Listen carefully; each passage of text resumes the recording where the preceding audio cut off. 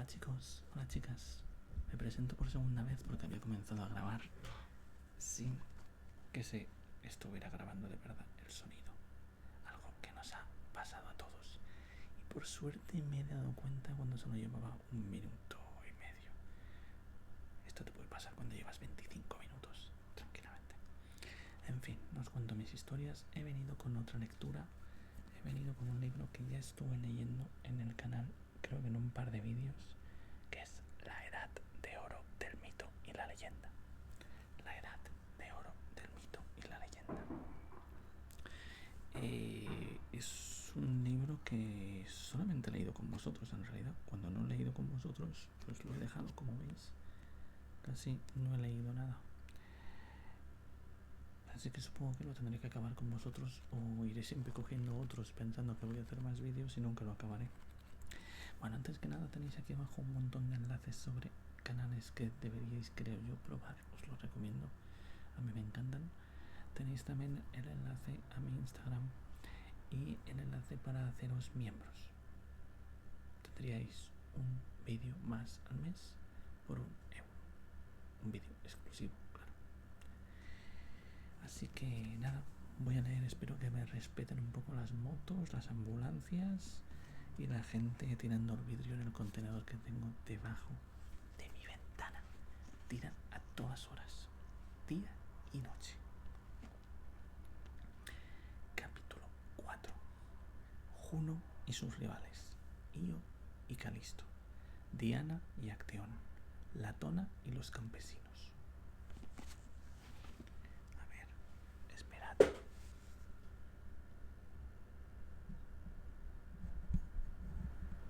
No sé si estoy dándole más ganancia o menos, la verdad.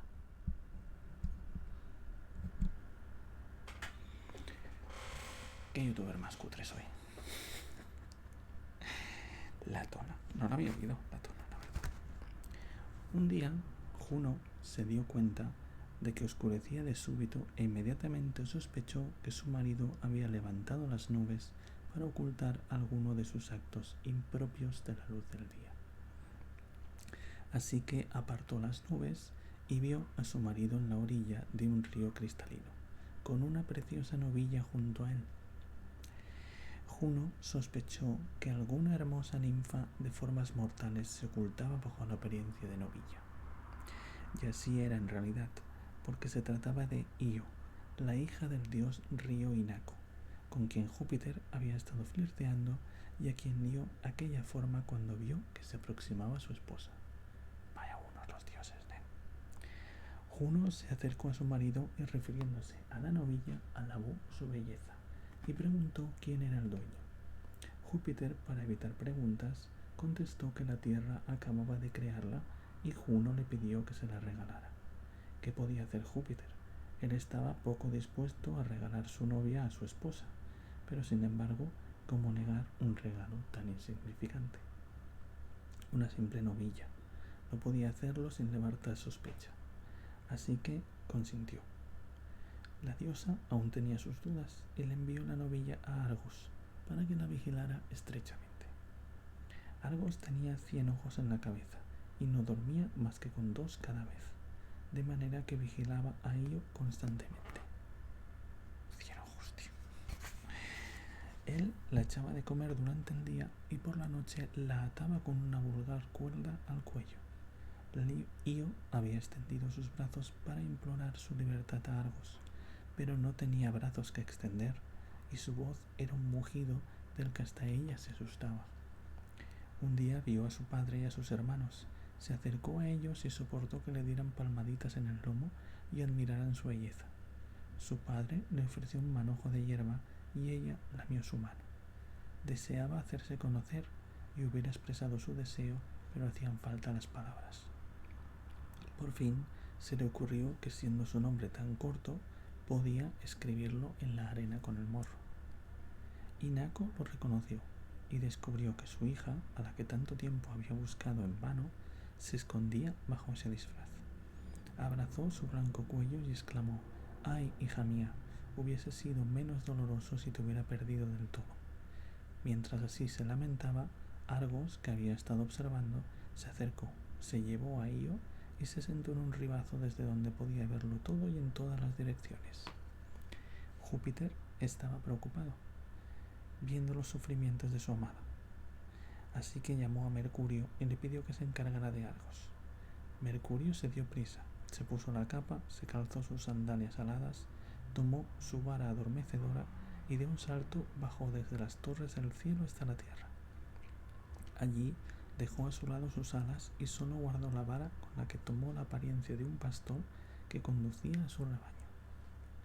Mientras caminaba iba tocando la flauta, de esas que se conocen como flauta de Pan o siringa.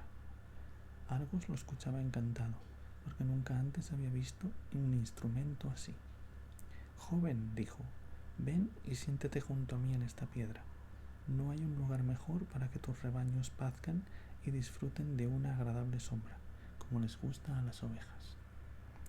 Mercurio se sentó y charlaron, y contaron historias hasta que se hizo tarde. Entonó con su flauta las más suaves melodías con la esperanza de adormecer esos ojos vigilantes, pero todo fue en vano, porque Argos siempre conseguía mantener alguno de sus ojos abiertos aunque cerrara el resto.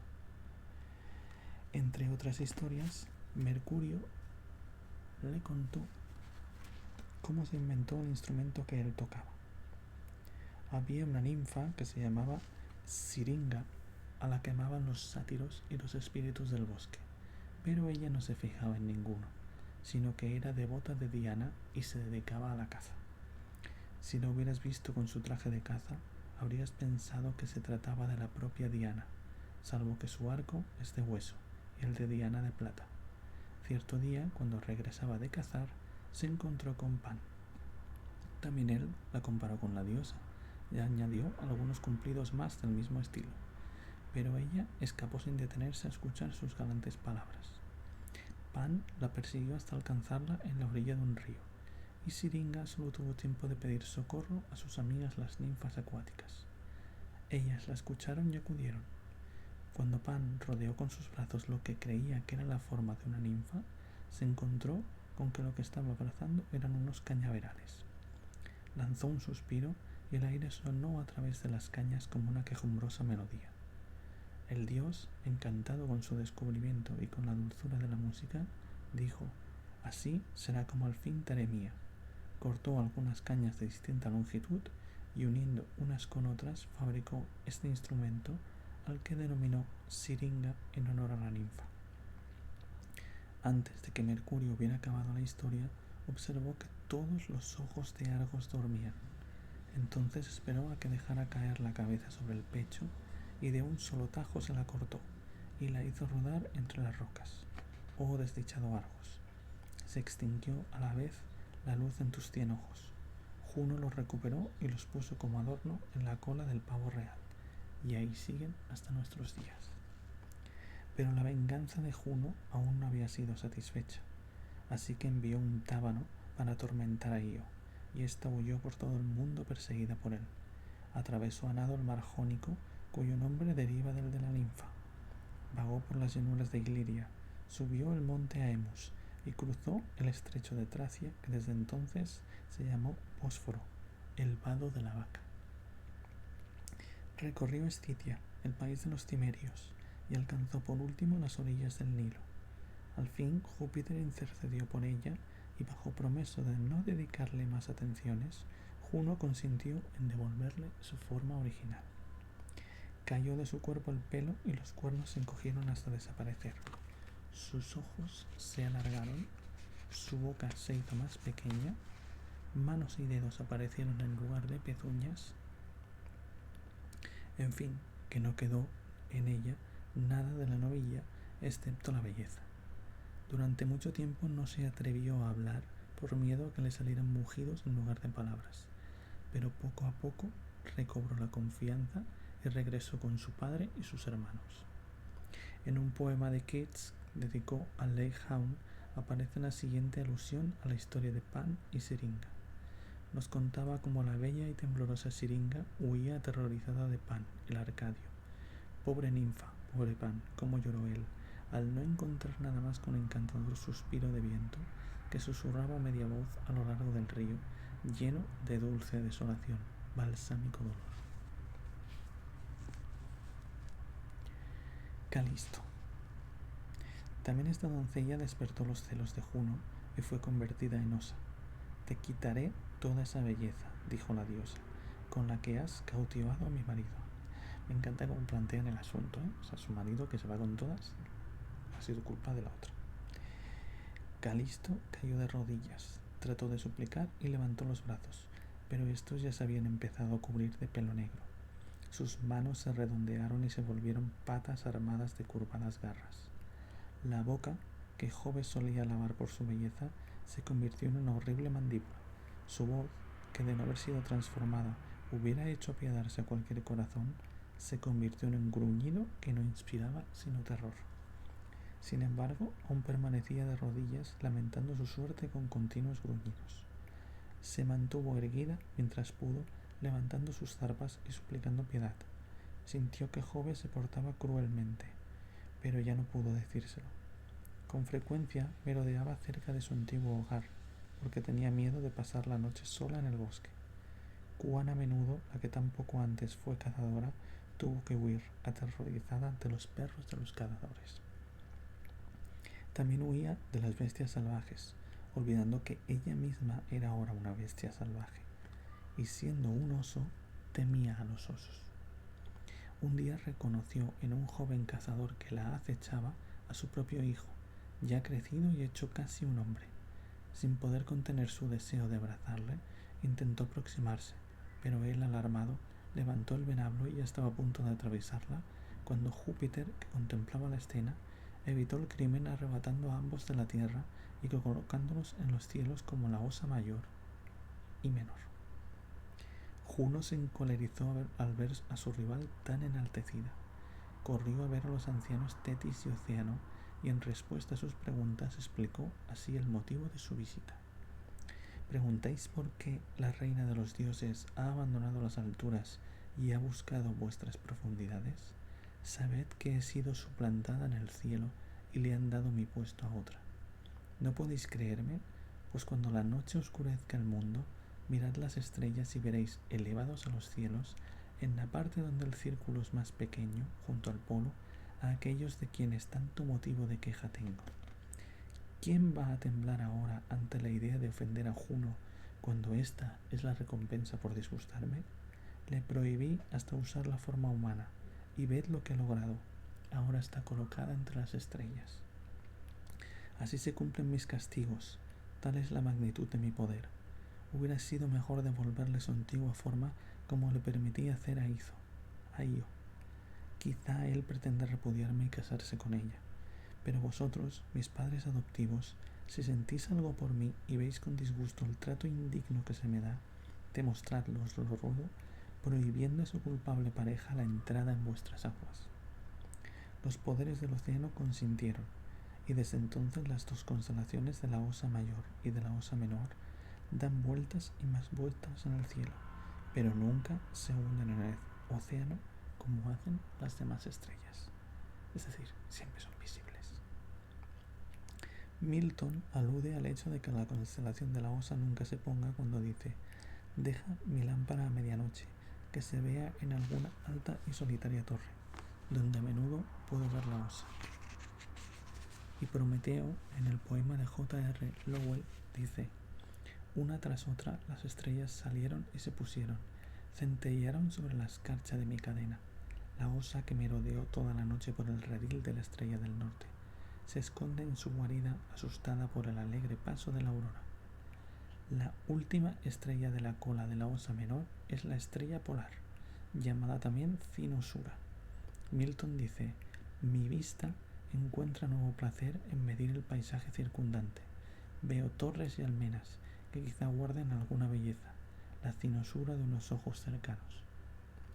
Frecuentemente se alude a la estrella polar como guía para navegantes y a la atracción magnética del norte. En Como, el hermano sorprendido por la noche, se refiere a la estrella polar como estrella de Arcadia, puesto que Calisto y su hijo Arcas vivían allí. Dice: sin embargo, desde el agujero de mimbre de alguna morada de barro, súbitamente nos visitas, claridad de alguna amable vela, con tu antiguo gobierno de luz, para ser nuestra estrella Arcadia o Tiria Cynosura.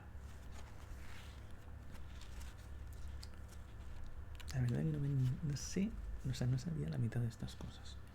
Hace estas aclaraciones para los que no hayáis visto los otros vídeos, porque aparte de contar las historias en sí de mitos griegos, les encuentra relación con la cultura contemporánea o actual. Vamos, no sé si contemporánea es la palabra. Diana y Acteón.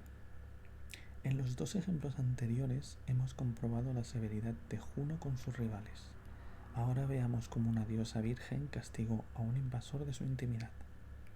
Era mediodía y el sol estaba en su cenit cuando el joven Acteón, hijo del rey Cadmo, se dirigió con estas palabras a los jóvenes que junto a él cazaban venados en las montañas. Amigos, nuestras redes... Espera, que me he perdido. Amigos, nuestras redes y armas están empapadas de sangre de nuestras víctimas. Ya hemos tenido suficiente diversión por un día. Mañana reanudaremos nuestra tarea. Ahora, mientras Febo arrasa la tierra, dejemos a un lado nuestras armas y concedámonos algún descanso. Había un valle poblado de cipreses y pinos consagrados a la diosa cazadora Diana. En un extremo del valle había una cueva en cuya construcción la naturaleza había imitado al arte, pues ella había torneado el arco de su techo con piedras tan delicadamente ajustadas como si hubiera intervenido la mano del hombre. A un lado brotaba una fuente rodeada de hierba. Era en este lugar donde la diosa de los bosques, fatigada de la caza, lavaba su cuerpo virgen entre los destellos del agua. Aquel día Diana se encontraba allí con sus ninfas. Tendió a una de ellas su jabalina, su aljaba y su arco. A otra la túnica y una tercera le desataba las sandalias. Crocale, la más habilidosa, la peinaba, mientras que Nefele y Ale y las demás llenaban de agua grandes jarras. En tanto que la diosa se ocupaba con su aseo, Acteón, que se había separado de sus compañeros, paseaba por el bosque sin dirigirse a ningún sitio en concreto. Llevado por su destino, llegó al refugio de Diana. Cuando apareció en la entrada de la cueva, las ninfas, al ver a un hombre, gritaron y se abalanzaron sobre la diosa para ocultarla con sus cuerpos. Pero ella era más alta que las otras, y no pudieron esconder su rostro. Diana, cogida por sorpresa, se ruborizó como las nubes al atardecer. Rodeada como estaba por sus ninfas, se dio media vuelta con súbito impulso en busca de sus flechas. Al no tenerlas a mano, arrojó agua a la cara del intruso y añadió estas palabras: «Ve ahora y cuenta si puedes que has visto a Diana desnuda». Inmediatamente crecieron en su cabeza un par de astas de ciervo, su cuello se hizo más largo, sus manos se convirtieron en pezuñas, sus brazos en largas patas, su cuerpo se cubrió de pelo moteado. Toda su astucia se tornó en miedo, y el héroe huyó. Se quedó admirado por su propia velocidad, pero cuando vio sus astas reflejadas en el agua, exclamó: «¡Ay, pobre de mí!». Pero no consiguió ningún sonido. Gimió y las lágrimas corrían por esa cara que no era la suya. Sin embargo, conservó la calma. ¿Qué podía hacer? ¿Volvería a casa o se quedaría en el bosque? La segunda posibilidad le asustaba y la primera le daba vergüenza. Aún no se había decidido cuando fue descubierto por los perros. Melampo, un perro espartano, alertó a los demás con sus ladridos, y entonces Panfago, Dorceo, Lelaps, Terón, Nape, Trigis y los demás se lanzaron tras él más veloces que el viento. Sobre rocas y riscos, a través de gargantas que parecían impracticables, huyó él y le siguieron. Allí donde antes él cazaba y azuzaba su jauría, ahora ésta le daba caza a él azuzado por sus hombres. Él deseaba gritar: «Soy yo, Acteón, reconoced a vuestro amo», pero las palabras desobedecían a su voluntad. El ladrido de los perros resonaba en el aire. Poco después, uno hizo presa en su lomo, otro le alcanzó una pata. Mientras ellos evitaban que la pieza escapara, llegó el resto de la jauría y clavó sus colmillos en la carne de su amo. Él cayó entre gemidos. No era una voz humana, pero ciertamente tampoco era la de un ciervo. Levantó sus ojos y habría levantado sus brazos para suplicar de haberlos tenido. Sus amigos y compañeros de caza azuzaban a los perros y buscaban por todas partes a Acteón, llamándole para que se uniera a ellos. Al oír su nombre volvió la cabeza y les oyó lamentarlo de que él no estuviera para verlo. Ojalá fuera así. Sin duda habría disfrutado mucho con la hazaña de sus perros, pero sentirlos en sus carnes era demasiado. Le rodearon aullando y despedazándole, y hasta que no acabaron con su vida no se aplacó la cólera de Diana. En el poema de Shelley, Adonais, se hace la siguiente referencia a la historia de Acteón. Entre otras de menor importancia apareció una forma frágil, un fantasma entre los hombres, solo, como la última nube de una tormenta que escampa, cuyo trueno es su tañido fúnebre, él. Como Acteón había visto el desnudo encanto de la naturaleza, y desde entonces vagó sin rumbo recorriendo con débil paso la soledad del mundo, y sus propios pensamientos persiguieron por este accidentado camino, como furiosos perros, a su padre y su presa. Bueno, a ver, no sé, un tío que disfruta tanto que despedacen a un ciervo. Los perros, pues, siento una lástima cero ahora mismo. Latona y los campesinos. Hay quien piensa que en el anterior ejemplo la diosa fue más severa que justa, mientras que otros alaban su conducta y la encuentran consecuente con su virginal dignidad. Como suele suceder, la historia que acabamos de narrar trajo el recuerdo de otras más antiguas, y uno de las que escucharon la anterior contó la siguiente. Una vez los campesinos de Licia ofendieron a la diosa Latona, pero la ofensa no quedó impune. Cuando yo era joven, mi padre, que era demasiado viejo para las faenas pesadas, me envió a Licia para traer ciertos bueyes que había comprado, y allí vi la charca donde sucedió el prodigio. Cerca de ella había un antiguo altar, negro de humo de los sacrificios y medio oculto por las cañas. Pregunté a quién estaba dedicado ese altar, si a un fauno o las náyades o algún dios de las vecinas montañas, y uno de los lugareños contestó: este altar no es de ningún dios del río ni de las montañas, sino de alguien a quien la real Juno, arrastrada por los celos, hizo errar de país en país, negándole un lugar en la tierra donde criar a sus hijos gemelos.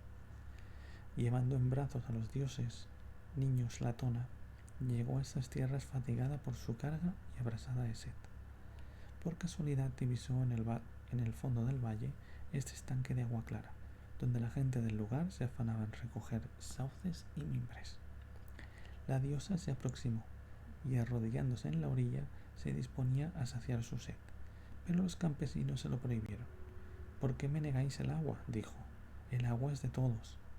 La naturaleza nos permite que nadie reclame como suyo la luz del sol, el aire o el agua. Yo solo he venido a tomar mi parte de esta bendición que es de todos. Sin embargo, os lo pido como un favor. No tengo intención de bañarme en ella a pesar de estar fatigada. Tan solo quiero calmar mi sed. Tengo la boca tan seca que apenas puedo hablar. Un solo trago de agua me sabría a néctar, me haría revivir y estaría en deuda con vosotros para toda la vida. Tened compasión de estos niños que alargan sus bracitos como si suplicaran por mí. Y en efecto, los niños extendían sus brazos. ¿Quién no se habría conmovido ante las gentiles palabras de la diosa? Pues bien, aquellos aldeanos insistieron en su grosería. Incluso añadieron burlas y amenazas si no abandonaban el lugar. Y no fue eso todo. Se metieron en el estanque y removieron el lodo con sus pies para enturbiar el agua para que no se pudiera beber. Latona se enfadó tanto que dejó de pensar en la sed. Ya no suplicó más a esos brutos, sino que levantando las manos hacia el cielo exclamó: así no abandonen nunca esta charca y se pasen la vida en ella. Y así sucedió. Ahora viven en el agua. Unas veces se sumergen totalmente y otras asoman la cabeza fuera del agua o nadan en la superficie. De cuando en cuando salen a la orilla, pero enseguida vuelven al agua de un salto, y aún así siguen insultando a los muy ruines. Y ahora, aunque tienen toda el agua para ellos, no se avergüenzan de seguir gruñendo en medio de ella. Sus voces son ásperas, sus gargantas se hinchan, sus voces se han agrandado de tanto decir groserías, sus cuellos han desaparecido de tal forma que llevan la cabeza pegada directamente al cuerpo. Tienen la espalda verde y la panza blanca y desproporcionada. En pocas palabras, ahora son ranas y viven entre el fango de la charca. Pues nada. Esta historia explica la alusión en uno de los sonetos de Milton a la denigración que sufrió tras escribir ciertos tratados. No hice sino sugerir que había llegado la hora de abandonar las trabas por las conocidas leyes de la antigua libertad, cuando de inmediato me vi rodeado por un bárbaro ruido de búhos y cucos, burros, monos y perros, como cuando aquellos gañanes que fueron transformados en ranas insultaron a los hijos gemelos de Latona, que más tarde tendrían a su cargo el sol y la luna. La persecución a la que estuvo sometida Latona se narra en esta historia. Cuenta la leyenda que la futura madre de Apolo y Diana, huyendo de la ira de Juno, imploró a todas las islas del Egeo que le cedieran un lugar donde descansar, pero todas ellas temían demasiado a la poderosa reina del cielo como para ayudar a su rival. Tan solo Delos consintió en albergar el nacimiento de los futuros dioses. Por entonces, Delos era una isla flotante, pero cuando Latona se refugió allí, Júpiter le aseguró al fondo del mar con cadenas de diamantes, de forma que ofreciera un descanso sin sobresaltos a su amada. Madre mía, con el Júpiter este año. Byron habla de Delos en su Don Juan. Las islas de Grecia, donde el ardiente Safo amó y cantó, donde florecieron las artes de la guerra y de la paz, donde se levantó Delos y nació Febo. Pues nada, hemos leído un capítulo más, un capítulo más. Lo vamos a dejar aquí. Ahora que estoy comenzando a estar entre las sombras, ya puedo hacer efectos. Mira, lo miro la cara, mira.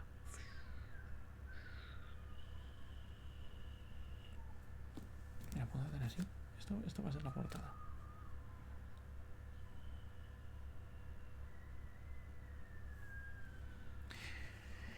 Gracias por los que habéis llegado hasta aquí y los que no también. Dejad vuestro like o no, dejad vuestro comentario o no, que os agradezco mucho. Y estoy encantado de seguir haciendo vídeos. Nos vemos en otro.